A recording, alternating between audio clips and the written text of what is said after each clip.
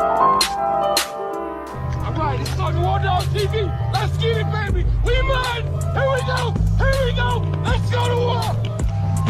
Woo!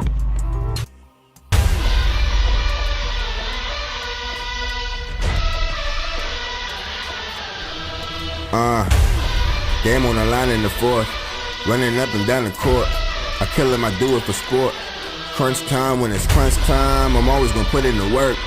You just keep coming up short, but somebody gotta get hurt. Crunch time, when it's crunch time, ooh, it's all about us in the end now. I ain't out here making friends now. Hit them with a turnaround if they wanna see how it pans out. I'm just trying to be a champion, trying to leave behind a legacy. MVPs in the ambience, but they champ for me. I'm always gonna put in the work. I'm just trying to be a champion. I'm always gonna put in the work. MVPs in the ambience. I'm always gonna put in the work. I'm just trying to be a champion. I'm always gonna put in the work. MVP, but they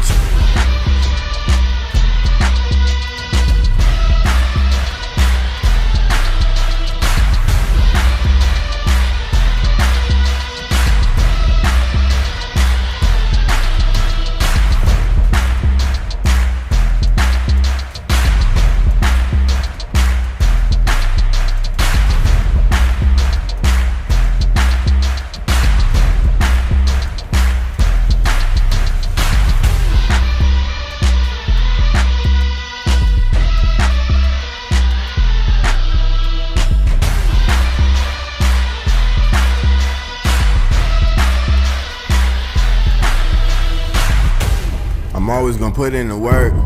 I'm just trying to be a champion.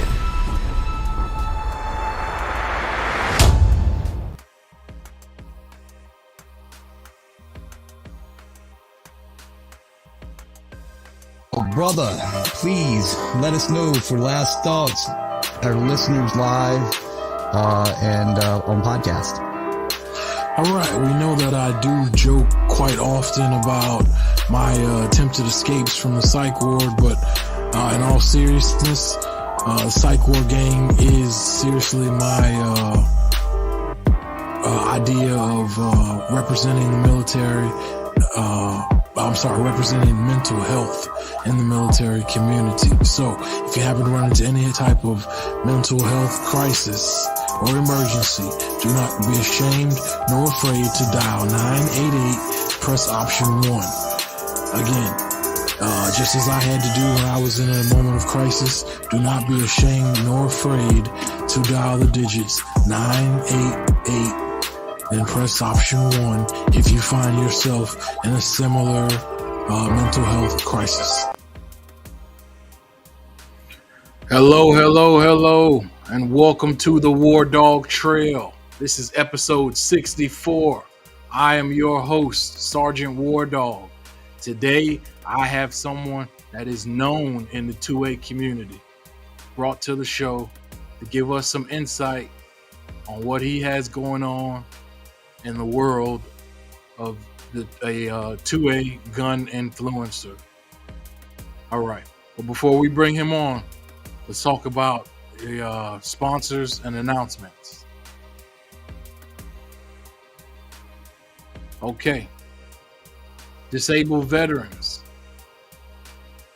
Leaf Home Safety Solutions is currently having a giveaway for a stair lift. All right. At each of their 17 locations throughout the country, they will be giving one disabled veteran a free stair lift. The deadline for this contest is this Friday, November 24th. And you need to head over to their site.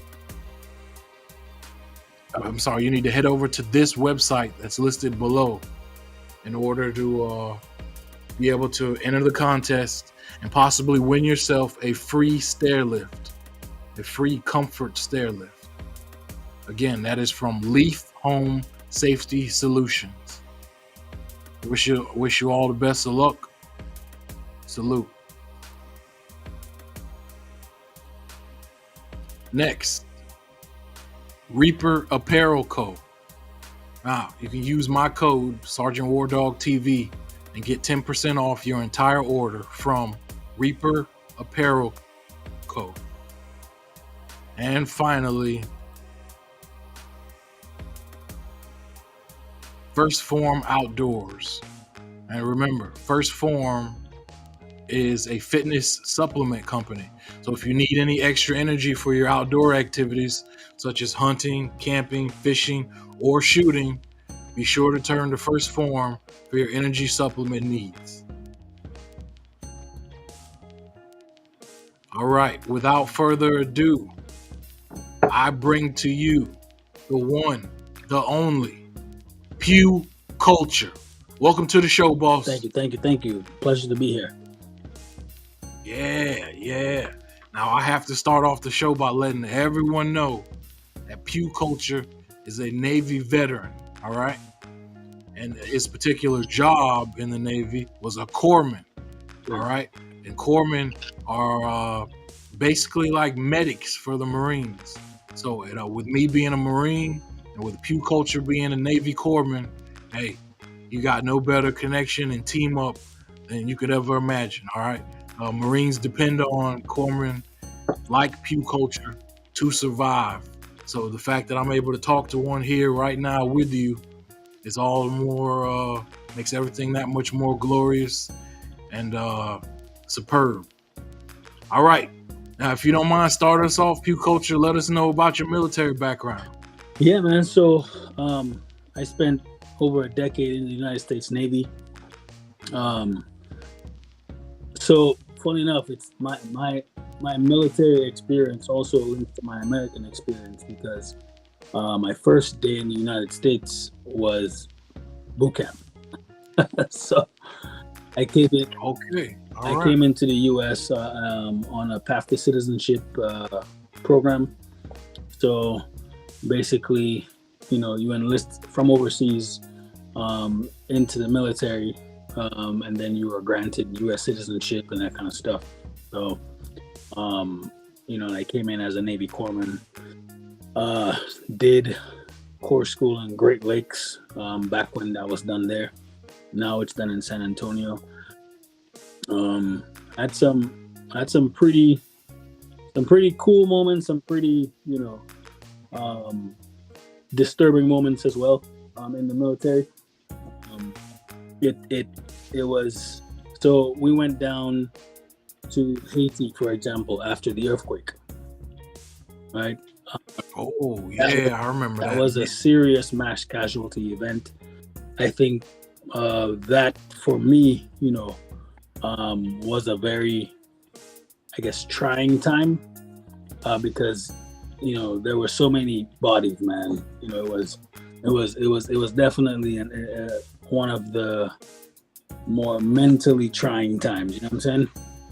Because you're trying to help people, but you can only help so many. You can only help so much, but you want to help everybody. You know what I'm saying? You want to save everybody. You know what I'm saying? Because as a corpsman, you're kind of programmed to help save lives, right? And so I think that one was one of the high points in my Navy career that I would never ever forget. Is that mass casualty event down in Haiti, and I am from the Caribbean originally, so even that made it a little bit tougher on me because you had locals kind of identifying with me because I spoke their local language. So they're like, it's almost like someone saying, "Yo, you're a vet, help me, brother." You know what I'm saying? Yeah. So you were the corpsman and the interpreter at the same time, huh? And so people identifying with me and basically pleading for my help, handing me their dying children, you know what I'm saying? And being like, please help me, that was a tough one, man, because you can only save so many people and some things you cannot save, you know what I'm saying? So right. Yeah, no, that was a tough time for me. Obviously very rewarding, you know what I'm saying, that you were able to do that. But still, that was probably one of the times I hardly slept on a deployment. You know what I'm saying? because you're always thinking there's more you can do. There's more you can do. There's more you can do. Like, what is sleep if people are dying? You know what I'm saying? Gotcha. Got to travel a lot. Got to go all over the world. Do some pretty cool stuff. But honestly, the biggest takeaway for me of being a Navy corpsman is being able to help people, man. That to me is the biggest takeaway from being a Navy corpsman.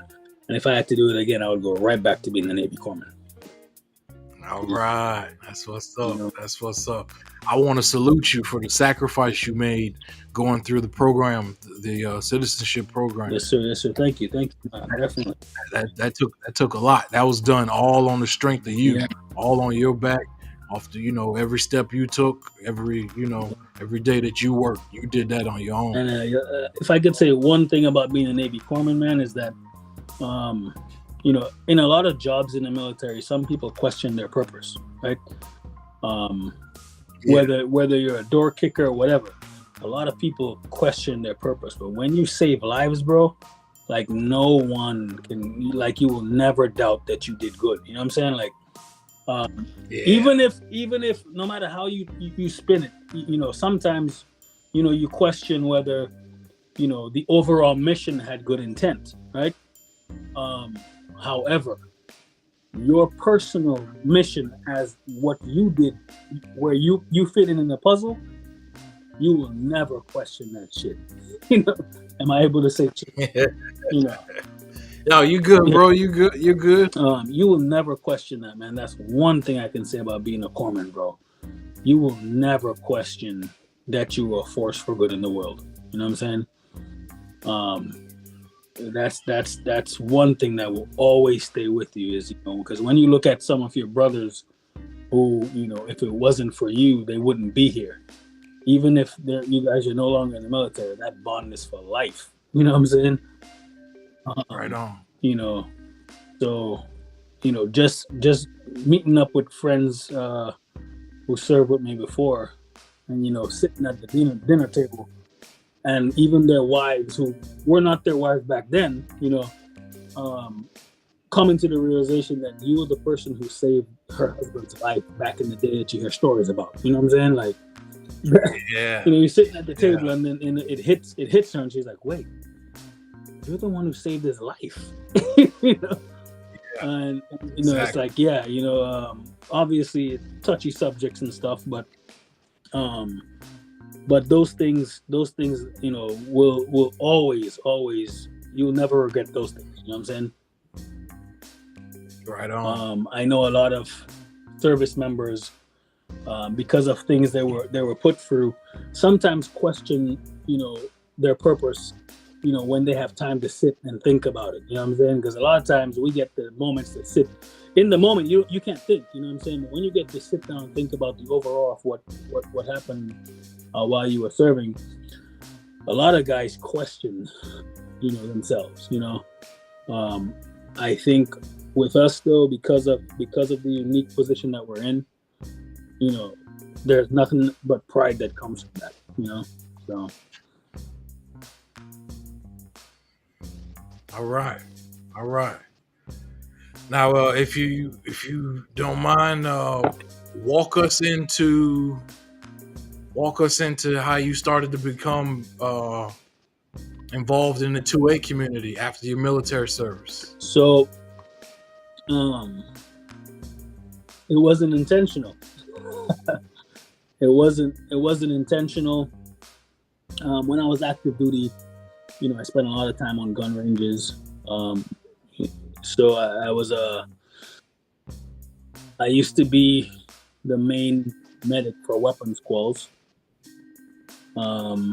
So that means I spent a lot of time on live fire ranges, training operations, training evolutions of different units. So that meant that I had a lot of, footage and that kind of stuff of being involved with some unique weapons platforms, unique equipment that you typically don't see very common out there. And one thing about the Navy's special operations community is that it's well funded. So the Navy Special Operations community is a well funded community, so you get to play with a lot of very unique items. So just having access to certain things, I think, started to gather attention way back when. Posting videos using quad nods and that kind of stuff. I think it started to kind of gather attention outside of military service. So, and eventually I think people just started addressing me like I was part of the firearms industry, and I didn't think I was. So people would talk to me like I was, like I was part of the industry. They'd be like, "Yeah, man, you did." And I'm like, "Hey, man, I'm just a consumer like you, And I think eventually I had to come to terms with the fact that people don't think that. People think that I have a little. It was true that I had a little bit more access to stuff than the average person. So eventually companies started reaching out and that kind of stuff, and it just kind of took a life of its own from there. That's what's up, man. That's what's up. Companies started reaching out to you. Yeah. That's cool. Now, I'm sorry. Go ahead. Yeah, no. So I was just saying that that was never a goal of mine or an aspiration or anything like that. It just happened on its own, and I just have to accept it. I just have to accept it one day. Like one day there was a turning point, and literally one day I said, you know what? I think I'm gonna have to start accepting this, because every time someone would address me in that way, I would correct them. I'd be like, no. I'm just a guy shooting in my backyard.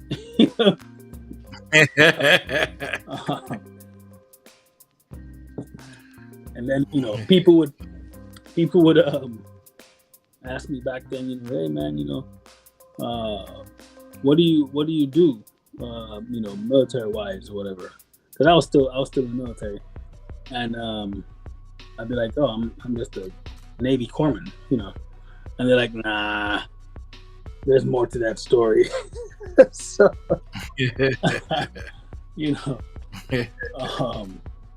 but yeah, no, it just took a life of its own, man. Like, it was completely unintentional. If even Jay the Shooter, if you're familiar with Jay the Shooter, I interviewed him. When Jay the Shooter first reached out to me,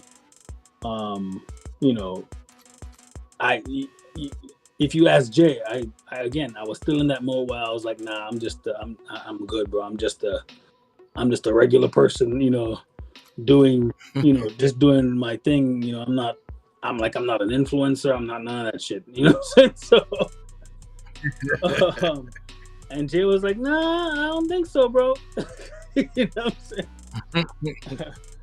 So Jay goes, you definitely influential. Yeah, and it just kind of took a life of its own.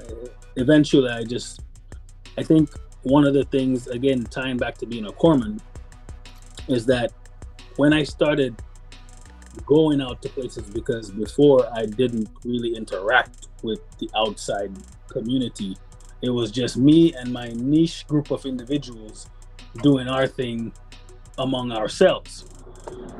So I didn't really get to interact with people outside who were consuming this content until I was invited to something one day, and I said, I'll just go. When I got there, people were like, yo, can I take a picture with you? I got this because of you. I got that because of you. And I'm like, what the fuck? Oh, yeah. I'm like, really? Damn. Like, you spent your hard-earned money because of me? Damn. So, I think at that point I started to realize that there was a lot more impact than I anticipated in what I was doing. And some people, just telling me what my stuff meant to them, was super impactful. if anything, I was backward influenced, right? It was like a reverse thing, because I'm like, when I went to the first event and I spoke to people, I mean, that really did a number on me mentally, because I was like, damn, these people are really like looking at my shit. So it also, you know, military background teaches a lot of accountability, right? So it also had me really take into consideration, I have to be careful what I put out there, because if people are actually really taking my word seriously, and I have a responsibility to, you know, to take them seriously as well. For example, if I'm gonna, so this is for example not a gun thing. This is just a helmet with nods, right? And some people, you know, go out and buy nods based on what I say. Now this setup right here is about, you know, $20,000, right? So when somebody is going to drop that kind of money based on what you say, you owe them, you know, the decency of not playing with their hard-earned money, because especially in our demographic, let's be real, you know, on a large scale, we're not made of money. We don't have generations of wealth pouring down our family lines. You know, everyone who's getting it right now is built it from the ground. You know, so even this setup right here, like, for me to be able to have this is a big deal. You know, it may not be for someone who was raised with a lot of money, right? But to be able to have the type of things that I have is a big deal. It is. So you have to take that seriously when you're guiding people who have consequences if they spend their money in the wrong way, you know. Exactly.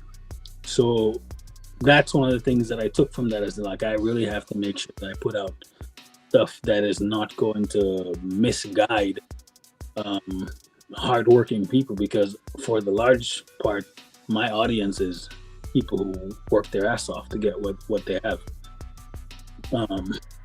So, you know, we take that very seriously, making sure that anything that I put out is always going to be of a high quality, or is going to be a good bargain with quality that's way beyond what the average person can outperform, for a bargain price. So, you know, we take that very seriously. I get a lot of products from companies, and if I think that they're just trying to, you know, just take money for people for no reason, I'm sorry, I can't put that out, you know. But I love putting out a bargain item that gives you performance beyond what you pay for. I love putting out stuff like that. Obviously, I like nice stuff. So, you know, I have some pretty Gucci gear. But I also don't make that part of like a prerequisite. You know what I'm saying? Like, I'm the type of person who encourages you to be great with whatever that you have, right? So, you know, gear doesn't make you, you know, if you look at in the military, a lot of people think that being in the military, you have all the Gucci gear. To be real, a lot of civilians have more Gucci gear than military people. You right. You damn right. A lot of civilians have more Gucci gear, you know what I'm saying? And we make it work with whatever we have. You know what I'm saying? Right. Unless you're in some super elite team, you know, a lot of the times anything that you're issued is lacking. Mm-hmm. And there's so many things that you would change about it, because you always end up, you know, having to make do with something. You know what I'm saying? So I think, you know, just being great with what you have is what makes extraordinary people. And I agree. And coming out from, you know, from my background, you know, coming in as a brand new immigrant to the US, and then kind of building this, you know, this thing in general is, I think, an embodiment of being great with whatever you have.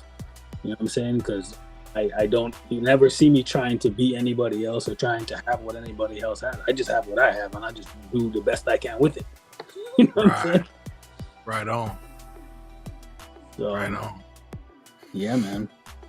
I want to ask you, because you're really in my eyes and the rest of the world, you are an actual 2A gun influencer, and a good one at that. I mean, you're dope with it. What advice would you have for anyone that's trying to enter the 2A influencer game? I'd say don't try, just do it. You know what I'm saying? Right. Like, don't try. Like nothing. I don't try to do anything. You know what I'm saying? Like don't try. Just come into the space if you enjoy it passionately. Don't come here just because you see some lights, and you're trying to be someone that you see or whatever. Nah, just be you, and just don't. Anything that you have to try to do, don't do it. You know what I'm saying? Just do you. You know what I'm saying? Come out and be great. Don't try to patent yourself after anyone else. The reality is everyone is great, but fuck them people. You know what I'm saying? Everyone is great, but fuck them people, man. Just do you. Don't worry about what another person is doing. Don't worry about what another person is doing, man, because everybody, how are you going to stand out? You know what I'm saying? It's the actual opposite of uniform services. Uniform services mean you need to blend in. You know what I'm saying? You need to be a part of the unit, right? Yeah. In this space, it's a complete opposite. You have to be different. You have to be different. So don't even worry about what anyone else is doing. Don't worry about, just go out there and do you. I enjoy, for example, I enjoy 22s. And people don't expect somebody like me to enjoy 22s. I love 22s. I just got a brand. When we jumped on it before, that's what I was playing with. I just got a brand new 22. I don't even want to put it down. I'm like, oh, hey, let me just get this. I just got a brand new 22, man. So, I love 22s. Why do I love 22s? Is because I can open this back door right here. I can pop one outside and not disturb the neighbor. Right. I don't need a range. I just throw a suppressor on it and I do all my stuff right here. I don't care. So, it's a pretty dope platform. But that's one of the ways that I stand out, because you don't see guys with $50,000 night vision units shooting 22s. You don't see that. Right. So, right. That's one of the ways that I realized, just by being me, retroactively, I realized that makes me stand out. I wasn't trying to stand out. I was just doing me. That's what I enjoy doing. And I don't care if people don't like it. I just do what I like. Right on. So that's what it's all about, boss. That's what it's all about. Yeah, all right. I will let the listeners and viewers know what can they expect from Pew Culture in the future, man. What you got coming? So one of the things that we started is Pew Party. Right? Pew Party is Pew Party means whatever it means to you. So that's one of the things that we like to. Jada Shooter and myself partnered in this venture, and so we both own the event. We partner with Sound for Shop to bring the event to you guys. Just opens up the reach a little bit more. We bring in most of the major suppressor manufacturers, firearms manufacturers, accessories, medical gear manufacturers, gas mask manufacturers, just body armor, whatever. We bring this to a live fire event where you get to demo this stuff, right? It's a blend of the desire to have unique experiences, shoot some of the most rare items in the world, some of which are the only ones in the world. We have items that are one of one. No one else on earth has it. Damn. So that's what's up. We have some pretty unique items. And you come out, you can either come for that to experience some unique stuff. You can come to test out products before you buy. As we know, suppressors require a lot of investment, time, money, all that stuff. You get to test them out before you buy. If you just want to, get some educational pieces, we have some trainers out there who help you out. It's just whatever it means to you. So you may come for a completely different reason than another person. So Pew Party is not defined in one way. Pew Party is just a Pew Party. You come out and everything Pew. It's there for you. So I like that. So one of the things that's unique this year is we have a Pew Party helicopter, and you'll be able to shoot a Pew Party helicopter. And it's crazy because you're looking at, again, Jay himself comes from a humble background, right? And you're looking at these two guys, and we have joined forces, and the first Pew Party was in Virginia, second was in Orlando, and this one is in Texas, and everything's bigger in Texas, right? So, right. This one, we have a wrapped helicopter, and we're giving people the experience to shoot out of a helicopter with just a huge selection of weapons. It's basically, we're making people's dreams come true. Not everyone. Now, when I was in the military, I did a lot of helicopter, missions, but not everyone has that opportunity. So now you're taking these opportunities and you're giving it to the general public, which is pretty cool. When we spoke last week, I just got to Texas. We were wrapping that bird, and then afterwards, we took it for some test flights. I flew my little brother out, and my little brother is 21 now, and he's out here doing all kind of stunts and helicopters and shooting out of helicopters and stuff. I mean, the smile on that dude's face, man. I mean, he really enjoyed himself, and that's what we're bringing to the general public, because we understand that stuff that we get to experience is not the average person's experience. So we want to take it from being an exclusive experience and make it everyone's experience. Nice. I like that, man. I like that. Now, do you know the date? March 22nd, 23rd, 2024. Okay.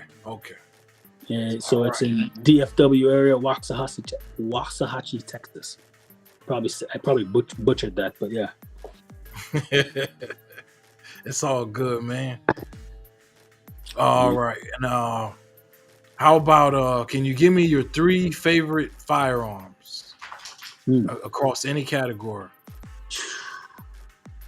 So, you want a specific make and model, or you want different platforms that I enjoy? You can do both, bro. All right. So, number one favorite platform for me to shoot is 22. So, I like 22 pistols.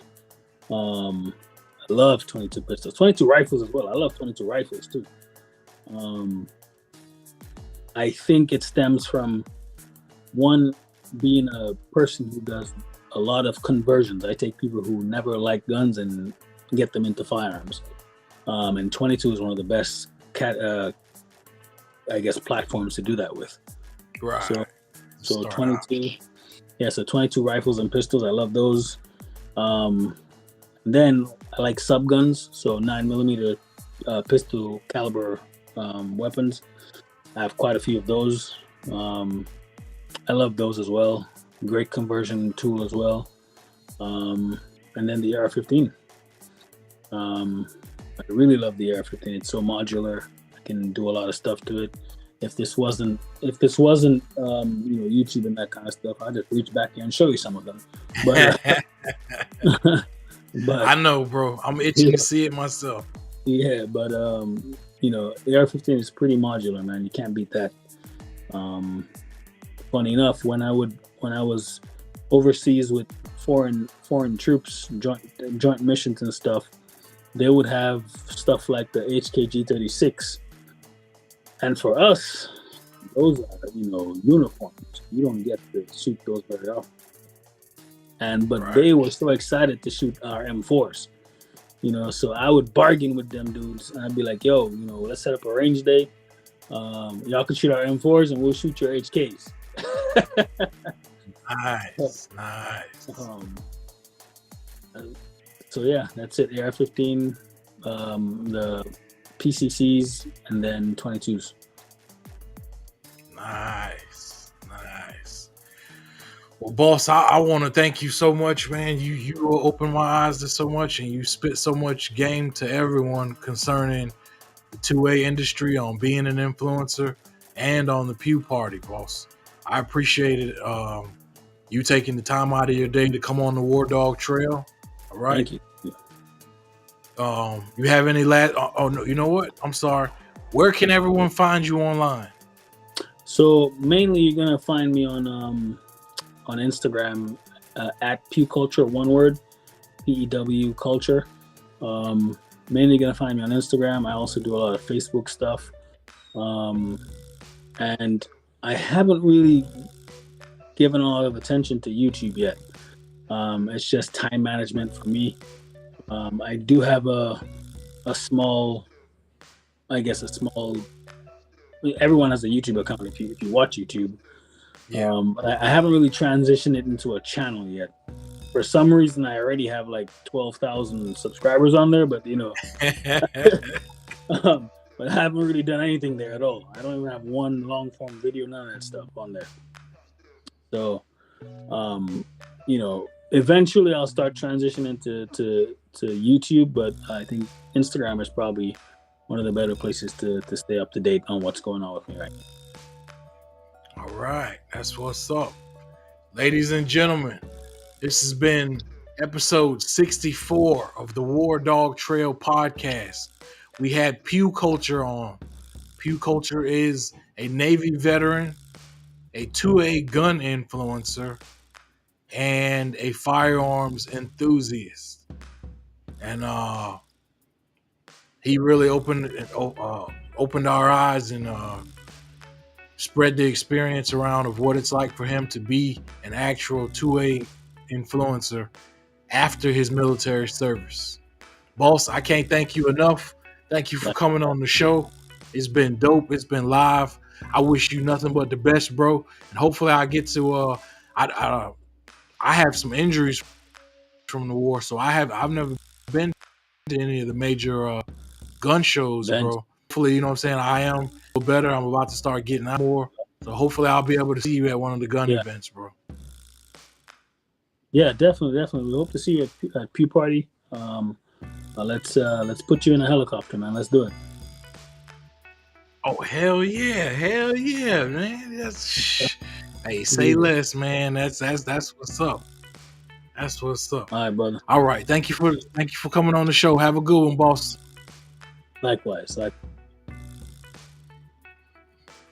All right. That's been episode 64 of the WarDawg Trail podcast. We had with us Pew Culture, and I knew it was going to be a good show. I knew it would be a good connection once I found out about him, and he did not let down. He came on the show and he really let everyone know what it's like in the 2A gun industry. All right, back to today's sponsors.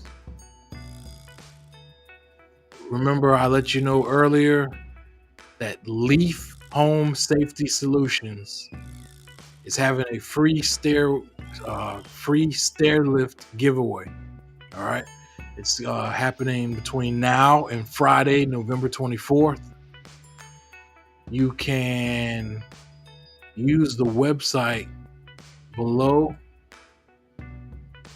to apply, and Leaf Home Safety Solutions is looking at giving away possibly up to 17 of these stair lifts for a qualified disabled veteran.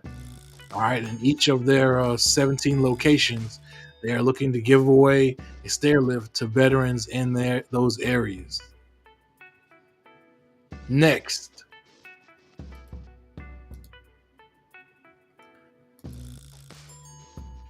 Reaper Apparel Co. Remember, I let you know earlier, you can use my code Sergeant WarDawg TV for 10% off your entire order from Reaper Apparel Co.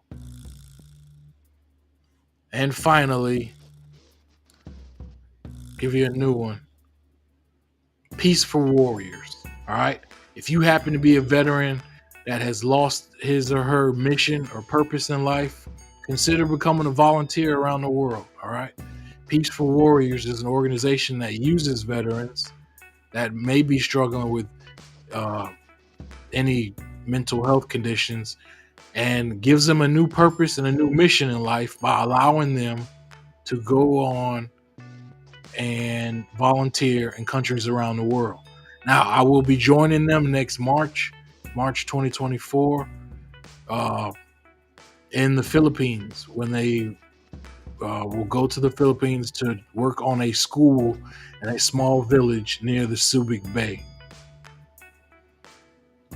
As always, remember to visit my website, sergeantwardawgtv.com. Catch me on Instagram to find out the most up-to-date information about what's going on. Check out my YouTube page, my YouTube channel, as well as my Facebook page. All right, this has been episode 64 of the WarDawg Trail podcast. Hope you enjoyed the show. Salute.